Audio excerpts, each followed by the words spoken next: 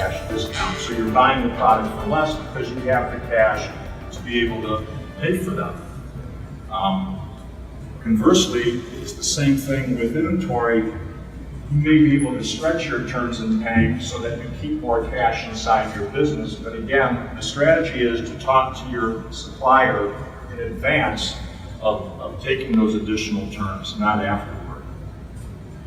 Any questions so far on working capital, anything that I've talked about? No? Okay. The second source of internal cash flow then comes from the contribution margin inside of your business. So this is kind of more discussion along the profit and loss statement of your company. And let's talk a little bit about some of the opportunities here. Contribution margin, at least in my mind, is really defined as taking your sales less your direct cost of goods and then your indirect cost of sales. What you try to do here is you try to match up all of the costs attendant to selling a product, because what you end up having is your contribution to overall profit, and that contribution has to cover all of your other operating expenses. Some of them are fixed, some of them aren't exactly fixed, but it's everything else that has nothing to do with the cost of goods. So for example, these types of costs can be occupancy costs, professional fees, insurance, travel and entertainment, general and administrative expenses. These are all the costs that it takes to run your business. And if you don't have an adequate contribution margin, you're going to have a high burn rate of cash because it's not covering your costs just to exist and be in business. So whether you're a manufacturer or a distributor or a service company, calculating your sales and your direct cost of sales, it's all the same thing, but depending upon what kind of industry you're in, it'll look a little bit differently. So for example, if you're a manufacturer, you have obviously your raw materials, you're manufacturing a product. So your direct cost of sales are your raw materials, the direct labor that's applied, the overhead in your shop that's used to assemble and manufacture the product. So within all of those different pieces, there's opportunities to improve your margin. You look at for example, you look at the efficiency of the machinery that you use or the utilization of the machinery that you use. You look at the capacity. If you're operating at, say, 50% of capacity of your equipment, then you've made a huge investment in capital goods, in the equipment, but you're not utilizing it efficiently, so you've overpaid for what you're using. So you have to evaluate where you are in these cycles and make sure there's the proper balance, that you're not working at 100% of capacity all the time, because if you are, then if a big order came in, you wouldn't have the capacity to produce it. So, I'm not trying to confuse you, but there's a balance that you have to find. And so that's really what I'm talking about on the manufacturing side. If you were a distributor, it's the same process. Typically, you acquire product, so you have a purchasing department that procures it from whoever your suppliers are. Again, you're going to look at having the same balance that I talked about if you were a manufacturer.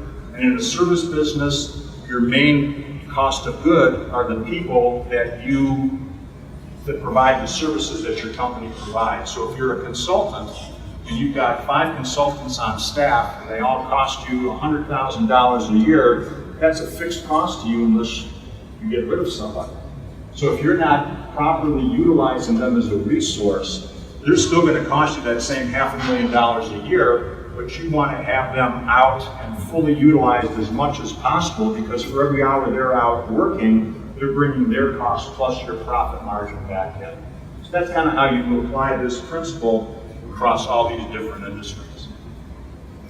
Another important element of contribution margin is the product mix. What I mean by product mix is every product or service, for that matter, that you sell, it has an associated margin based on the cost that we were just talking about.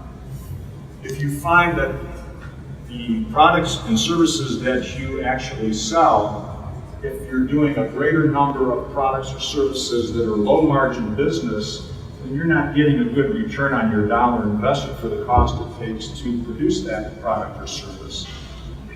But every company has high and low margin products, in what they provide. So the trick here is to have a real good understanding of your entire product line and really have a very clear understanding as to what the margin contribution is. Because sometimes if you get an opportunity to sell more low margin product, it may be in your best interest not to do that because you're consuming internal resources for a low margin. Now, if you don't have any other prospects on the horizon, then I would say definitely do it no matter what the margin is. But if you think there's opportunity for more business and you may run out of capacity to serve that business, that would be an example where you may want to walk away from an opportunity. So product mix is really important. And then the last piece of this is break-even point. And break-even point is a metric that every business should know. And the break-even point is really calculated in a relatively simple fashion. When I was talking about all of your fixed costs before that are applied against your contribution margin, those are really the costs that you need to cover with a certain amount of sales, which is basically known as the break-even point. So the calculation for this is really fairly straightforward. If you looked at your business over a period of a year, let's say all of your operating costs, again, are $100,000. And if your contribution margin, just to make the math easy, is 50%, then you would need to do in total $200,000 worth of sales a year just to cover all of your fixed and operating expenses. So in that example, if you take the annual sales and divide it by 12, that's just a target in general to have so that every month you know you're hitting that minimum break-even point. Because if you don't hit that break-even point in successive periods and there's no seasonality to your business, you don't have to wait until the end of the year to find out that you're going to lose money.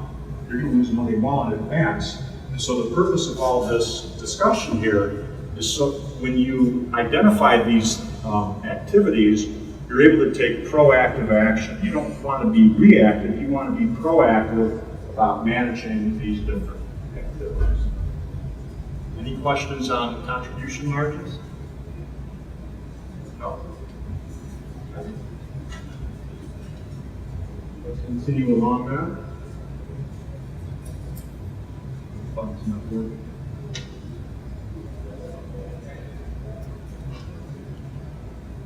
Here we go. The last piece of sources of internal cash flow in your business are related to sales. And what I want to talk about here is a few different elements of the sales process. And they're really all related kind of hand in glove.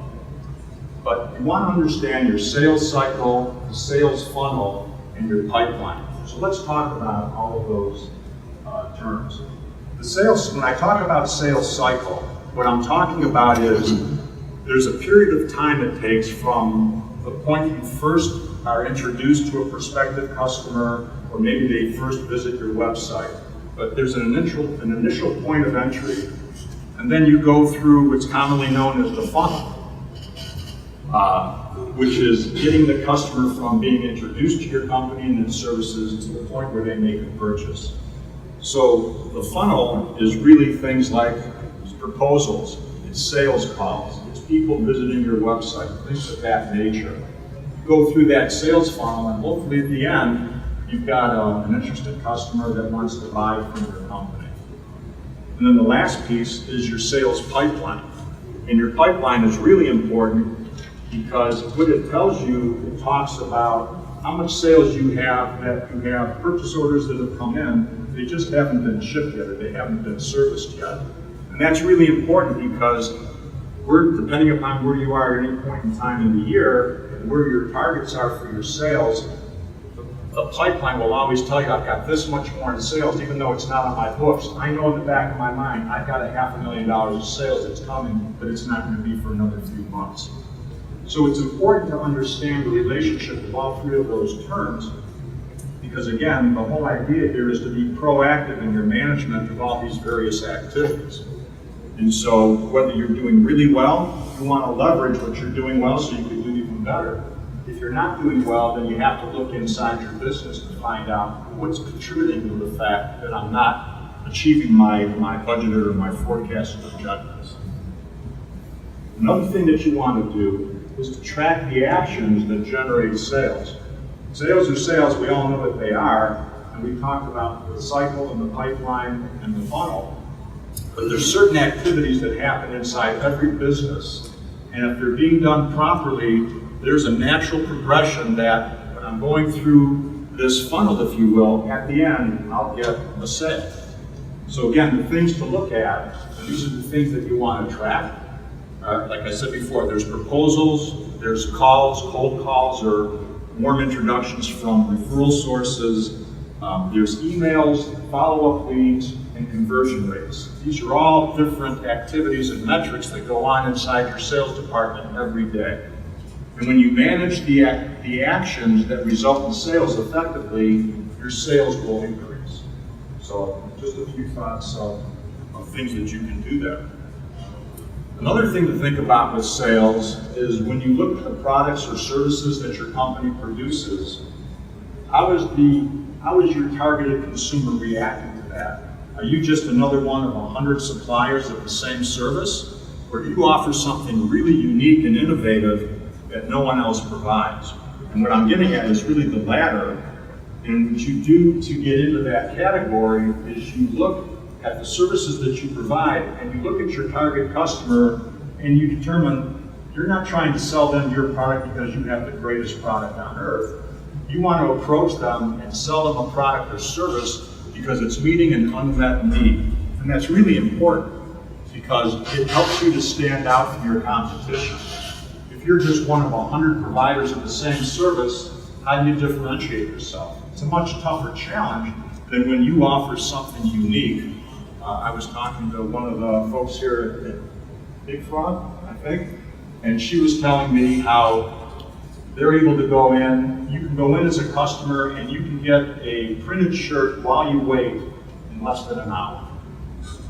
Or whatever the time frame was, you didn't say. Now that may be something unique to get that kind of service as opposed to other people who print in her line of business. So she's gone out and she's differentiated herself. So that's a great way to kind of set the example of meeting an unmet customer need. People today expect everything yesterday. So that's a great way to do it. And then the last thing is you look at your sales, again, looking introspectively to your goods and services, where are you in your product and service life cycle? And that's really important because if you're dealing with in a technology-related business, your life cycles are pretty short. And I'll give you a great example of this.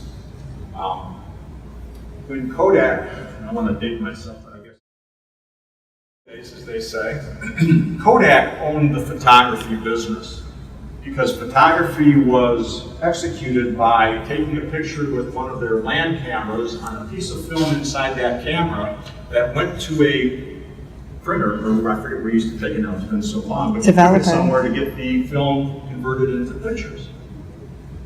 All of a sudden, digital photography came along, and Kodak, as I understand, had the opportunity to jump into that business, but didn't think it was going to last.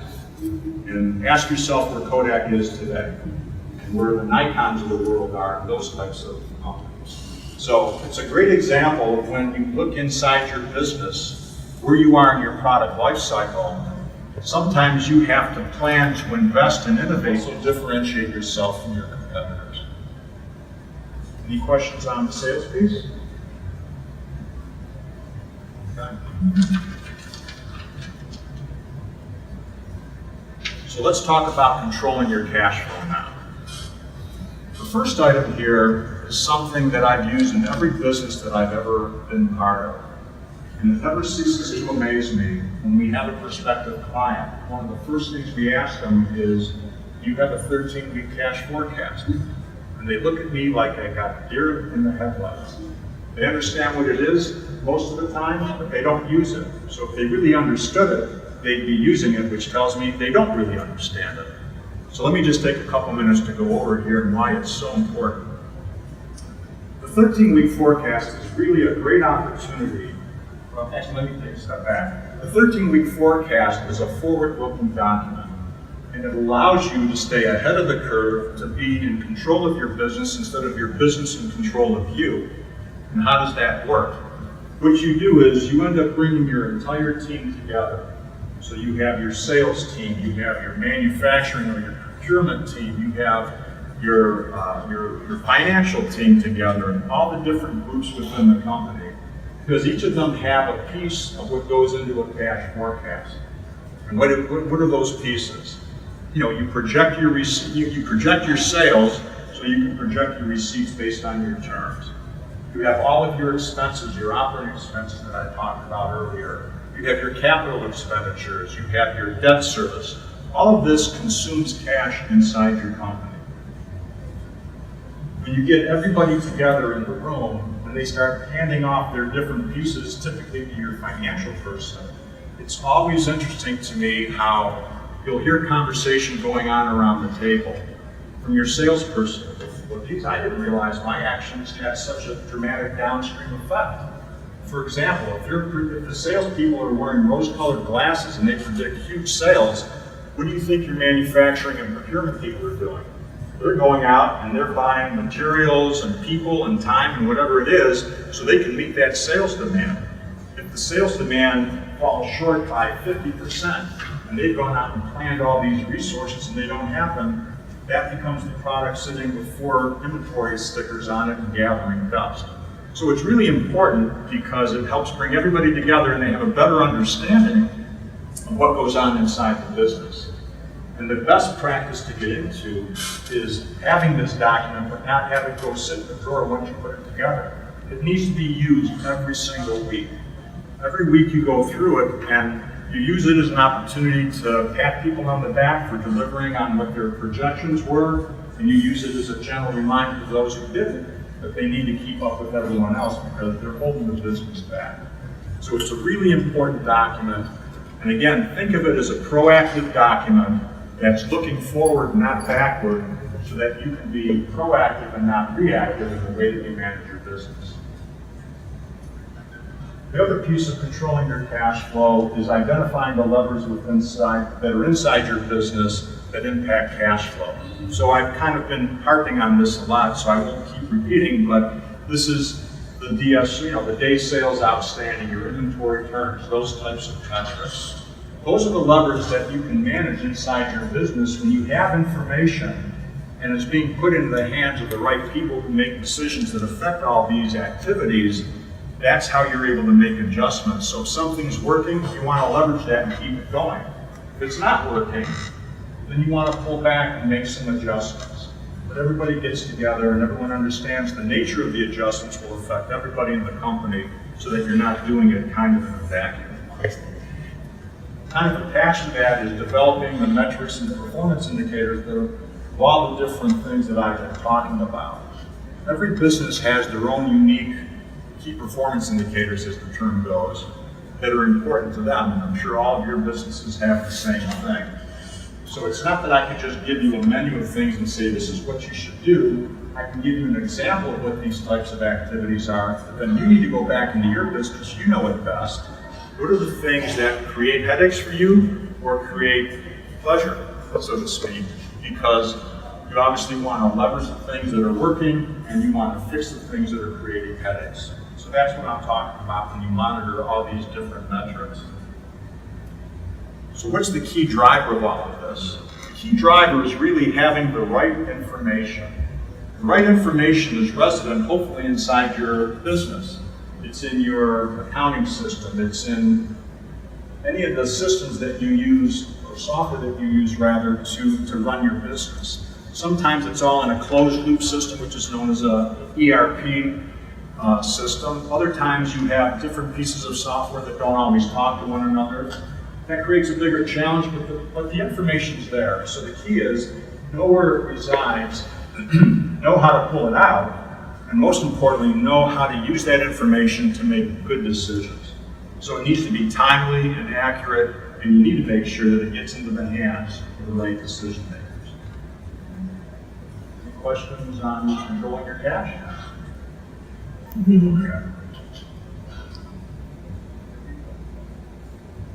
Okay. The next piece is to improve the health of your company. Again, we're still talking about driving cash flow here. So once you go through all the other got a little, I'm sorry. There we go. You want to improve the health of your company. When you apply all the tactics and strategies that I've been talking about, you've now positioned your company to be in an ideal position to grow. You don't want to grow when you've got bad margins or inefficient use of your resources, because doing that will just consume more cash. And it's just kind of like when you're digging a hole, sometimes you got to know when to stop digging and when to start filling it and get yourself healthy. So that's really what I'm talking about here. And again, it's applying the same metrics that we were talking about. Your day sales outstanding, your inventory turns, your margin comparisons, the product mix, and your cash-to-cash cycle, which is really, the cash-to-cash cycle is a period of time, again, is when you lay out that first dollar to buy a raw material, to pay somebody, and then how long does it take for you to recover that through a sale and subsequent payment by your customer. So getting healthy is having all your ducks lined up in a row. Because the one thing that'll happen when you go to grow, and a lot of companies don't always realize this, you may be well capitalized to operate in your current level of business, but if you're looking to grow, it most likely will take more cash to do that. And there's a period of time that it takes to get that cash. You can't just walk into a bank because you want to grow tomorrow and expect that they're going to hand you a check, or that they're going to increase your line of credit or something like that. So I always leave at least 6 to 12 months as a runway in advance to know that if I'm going to have to raise a serious amount of cash, it takes time to talk to all the right people, whether it's a banker, it could be an investor that will give you money for debt. Maybe they want to take equity in your business. It can take a number of different avenues, but it takes time to get all that done. Whoever's going to be giving you the money is going to go through a diligence period to make sure that their money is being wisely invested. So when your company's healthy, it really helps you get that source of money. So remember, of all the things that I've talked about here, the goal is to create a platform of sustainable cash flow and to optimize that process. Because when you do that, you don't have to worry so much about going to a banker or going to an outside investor. You're your own banker. You just don't know it. And applying all of these strategies will really help you get to that point where you can become self-sufficient. Any questions on the health of the company? Okay. So the last piece of the presentation today then is we're going to go through a case study, as I mentioned before. It's relatively straightforward, it's very clearly measurable, and obviously it's very effective, which you'll see at the end of the slide.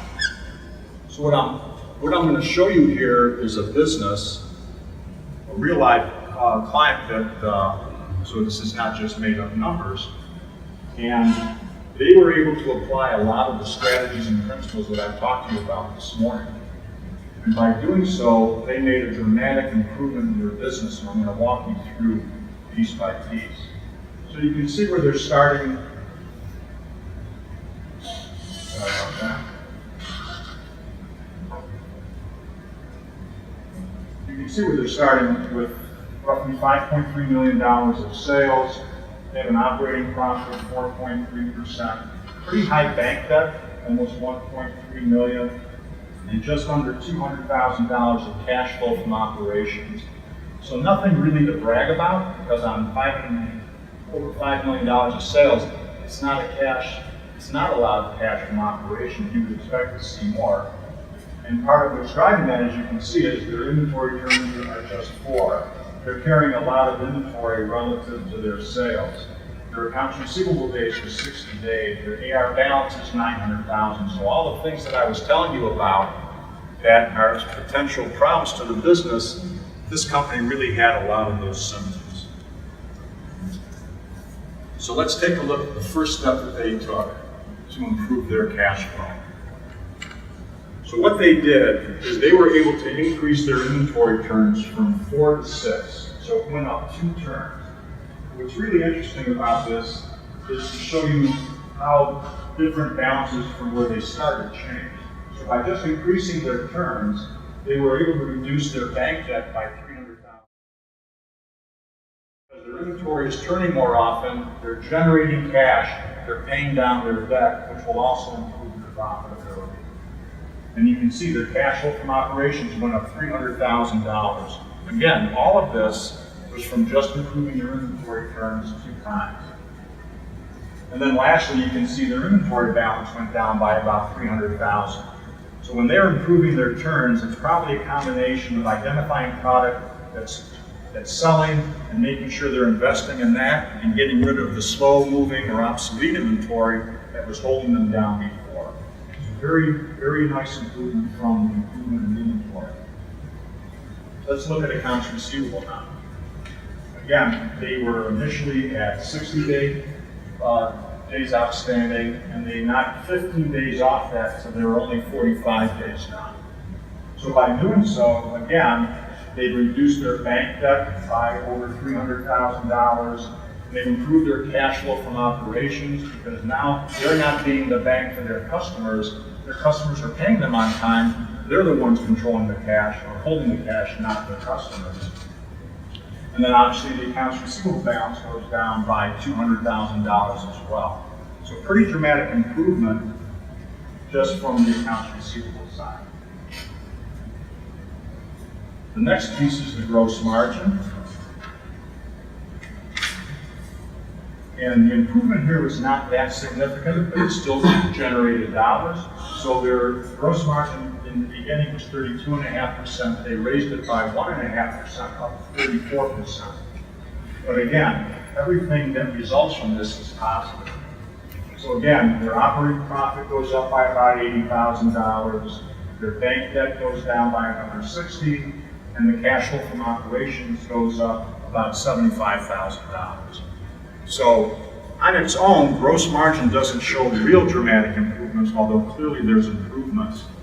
But the next slide is where you're going to see that the gross margin increasing along with the sales, and that's where the real magic happens. There we go. So now that you've got healthy sales, let's look at what this company was able to do. What they did is they created a metric of sales per day. And so that's how they were managing their business. They knew if they hit a certain target of sales per day, that they would be profitable. So in this example, their sales per day went from 20,000 a day to 24,000 a day.